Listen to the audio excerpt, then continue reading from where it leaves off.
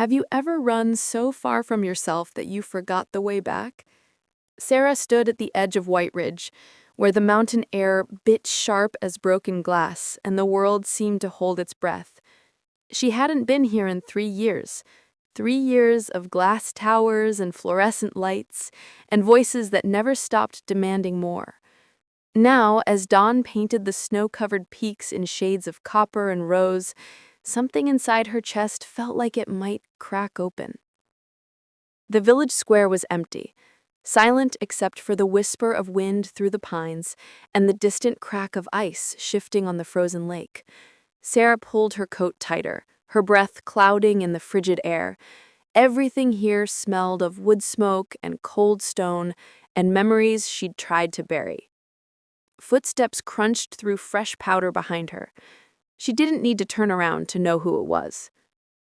Kale. His name escaped her lips like a confession. You came back. His voice was low, unhurried, the same voice that used to talk her through panic attacks in the old bell tower, back when they were both still figuring out who they wanted to be. He stopped beside her, holding 2 steaming mugs, his dark hair dusted with snowflakes. Thought you might need this. Sera accepted the cup, felt its warmth seep into her frozen fingers. Herbal tea with honey, he remembered. The kindness of it made her throat tight. I wasn't planning to stay, she said, watching clouds gather around the mountain's crown like a warning. Just needed to, breathe. Kale was quiet for a moment, his gray eyes studying the darkening sky. Storms coming in fast. These mountains don't give you much warning. He said it matter-of-factly, but there was something else in his tone. Concern, maybe, or recognition that she'd always been drawn to dangerous edges. Her phone buzzed against her ribs.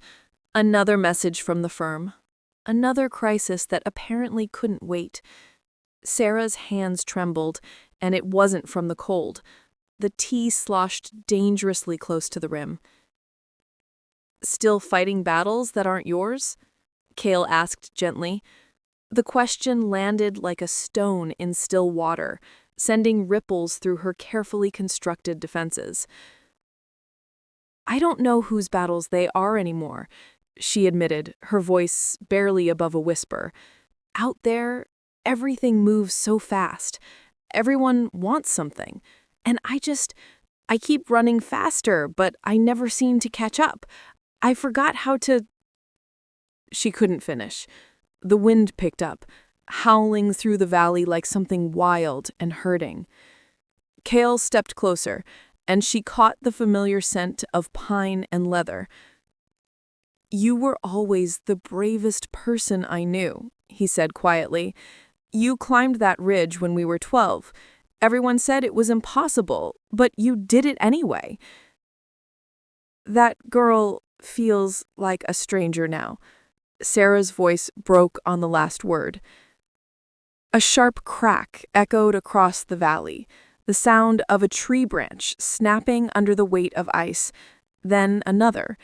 The sky had turned the color of old bruises, and the first snowflakes began to fall, not gently, but sharp and stinging.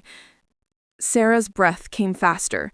The mountains suddenly felt too close, too high, pressing in on all sides. I should go.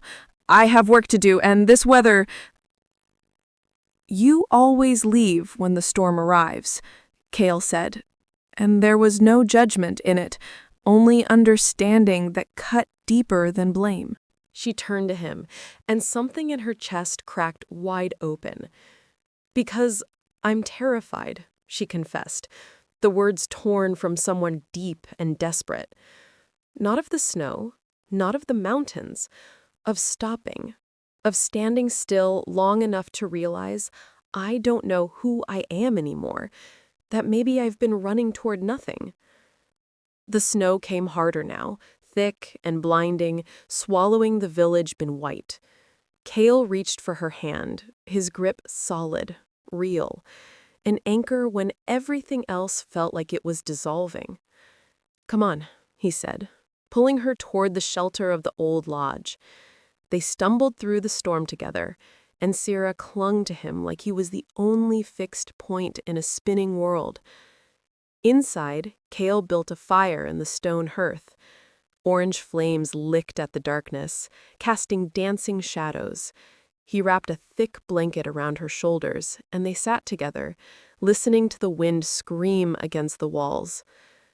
"I'm sorry," Sera whispered, tears finally breaking free. "I feel like everything is falling apart." Kale brushed snow from her hair, his touch infinitely gentle. "Look at me." She met his eyes. "You're not falling apart. You're just tired of carrying things that were never yours to carry." Something in Sera's chest loosened, a knot she'd been tightening for years. He continued, voice soft but certain. "There's an old saying up here. The fire doesn't fear the wind, not because the wind isn't fierce, but because the flame burns within. That's what you've always had, Sera, that quiet fire. You just forgot it was there." Sera leaned against him, felt his heartbeat steady against her temple.